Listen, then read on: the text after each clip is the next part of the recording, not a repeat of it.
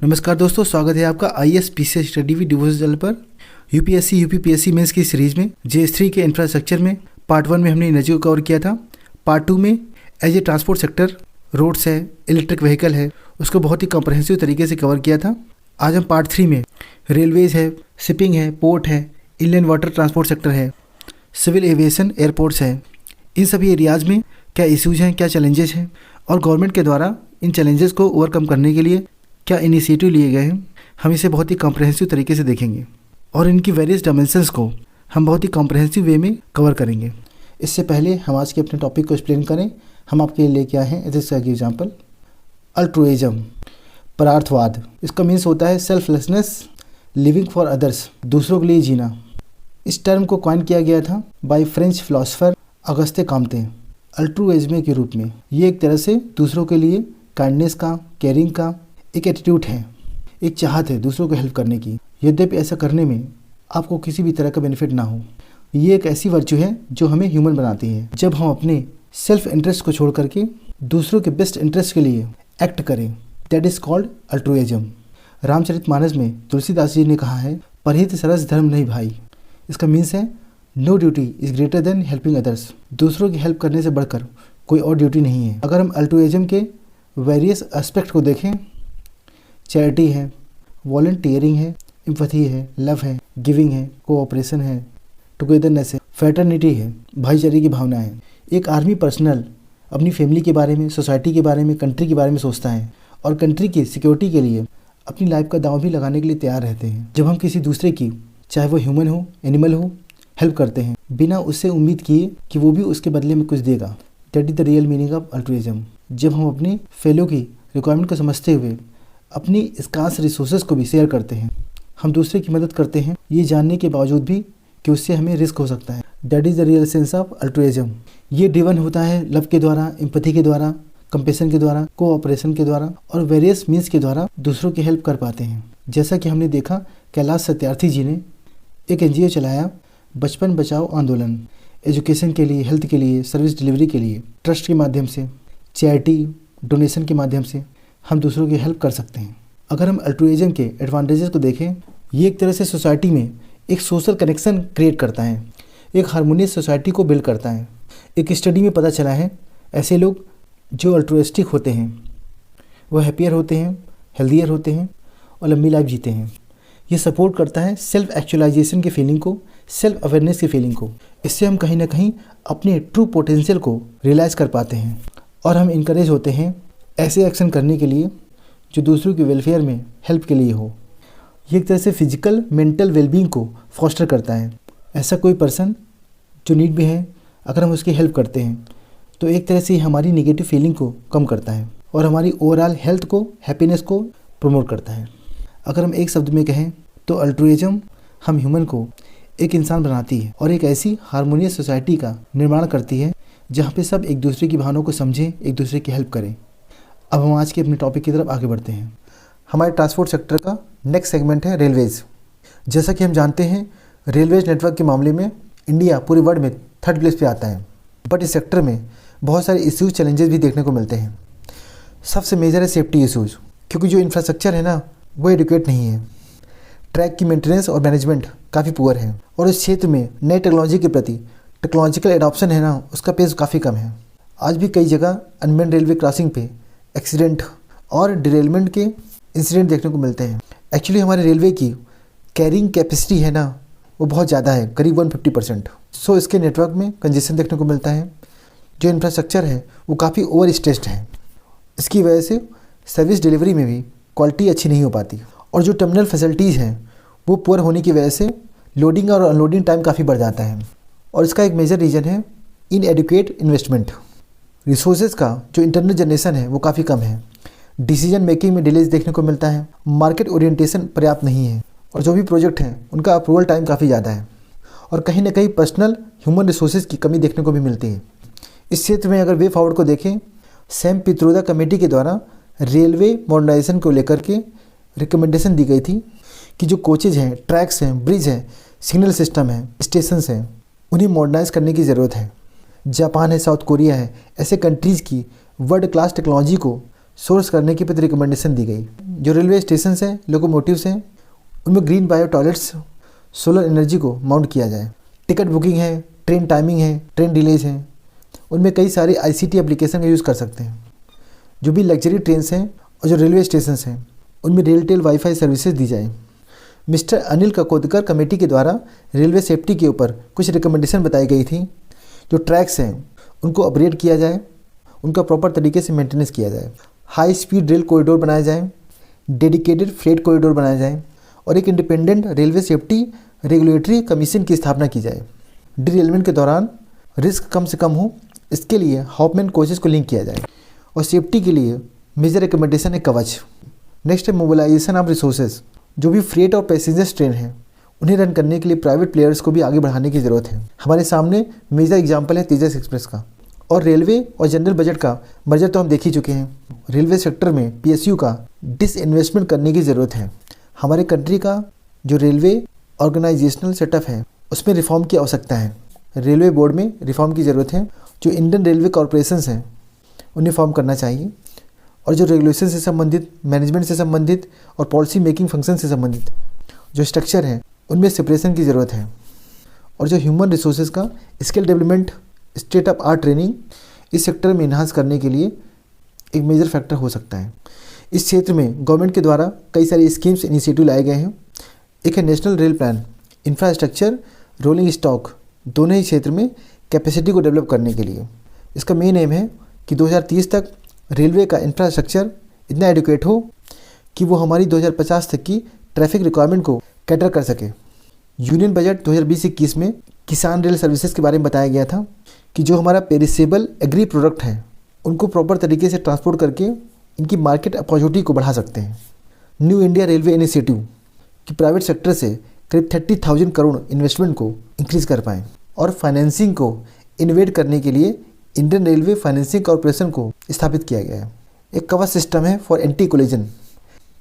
इस तरह से हमारा इंडियन रेलवे नई टेक्नोलॉजिकल चेंजेस को अडॉप्ट करके एक safe, efficient, competitive means of transport साबित हो सकता है, जो कि आत्मनिर्भर भारत को प्रमोट करे और स्वच्छ भारत अभियान के तहत स्वच्छता के ड्राइव को मेंटेन करे। हमारे ट्रांसपोर्ट सेक्टर का एक मेजर सेगमेंट है shipping, port and inland water.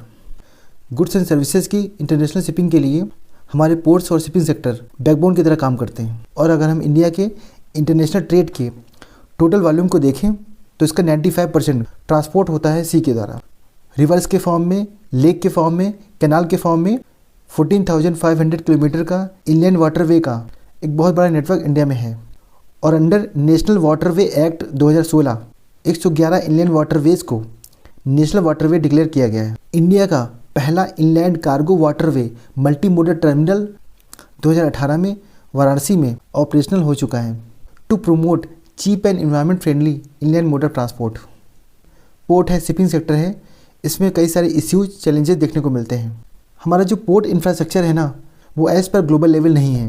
अगर हम दूसरे सेक्टर से कंपेयर करें, इसमें जो इन्वेस्टमेंट है वो काफ़ी कम है। लास्ट माइल कनेक्टिविटी काफ़ी पुअर है। हमारे जो पोर्ट्स हैं वहाँ पे पोर्ट डेप्थ का इशू देखने को मिलता है और पोर्ट चार्जेस भी काफ़ी ज़्यादा हैं। एक लैक ऑफ कॉम्पिटिटिवनेस है, लाइक डिलेज, पोर्ट कंजेशन।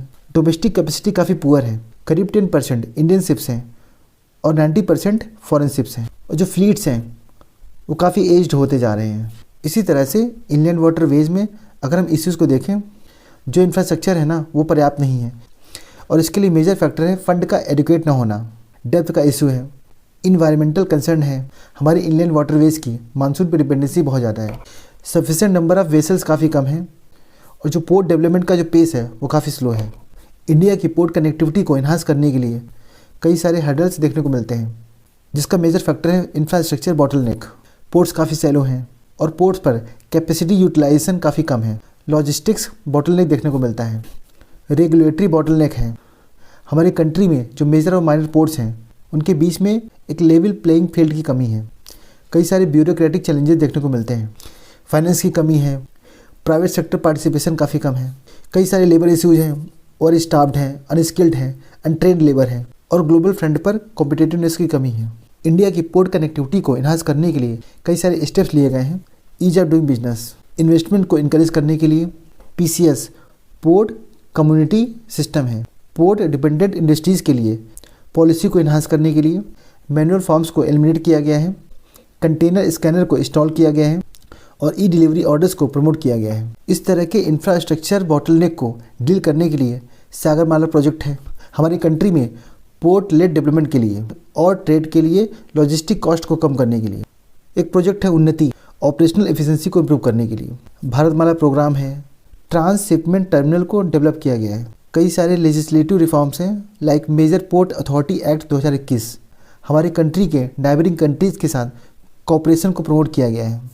रोरो फेरी सर्विसेज है, जलमार्ग विकास प्रोजेक्ट है। इन सारे मेजर के अलावा पोर्ट और शिपिंग इंफ्रास्ट्रक्चर के मॉडर्नाइजेशन के साथ इन्वेस्टमेंट को प्रमोट करने की ज़रूरत है और ड्रेजिंग की, पोर्ट डेवलपमेंट की, सस्टेनेबल मेथोडोलॉजी के ऊपर फोकस करने की ज़रूरत है। ड्रेजिंग मार्केट को प्रमोट करने की ज़रूरत है। पोर्ट की लास्ट माइल कनेक्टिविटी के लिए एक प्रॉपर कोऑर्डिनेटेड एफर्ट होने चाहिए। रेवेन्यू को जनरेट करने के लिए क्रूज टूरिज्म एक बहुत बड़ा एस्पेक्ट हो सकता है। पोर्ट्स को स्मार्ट पोर्ट के रूप में डेवलप करना चाहिए और ब्लॉकचेन लॉजिस्टिक को प्रमोट करना चाहिए। हमारे ट्रांसपोर्ट सेक्टर का एक मेजर सेगमेंट है airport, civil aviation.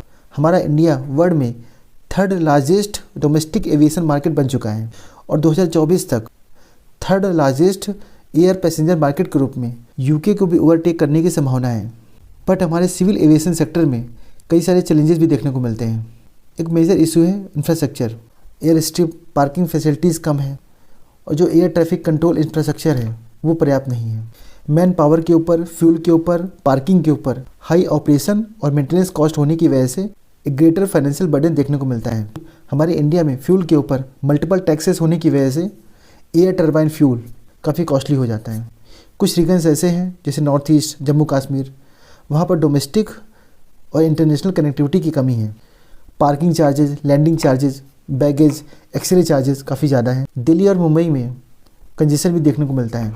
Airline pilots हैं, maintenance and ground handling persons हैं, उनमें इंडस्ट्री रिकॉग्नाइज्ड स्किल की कमी देखने को मिलती है, एक गैप देखने को मिलता है। सेफ्टी और सिक्योरिटी इश्यू एक मेजर कंसर्न है।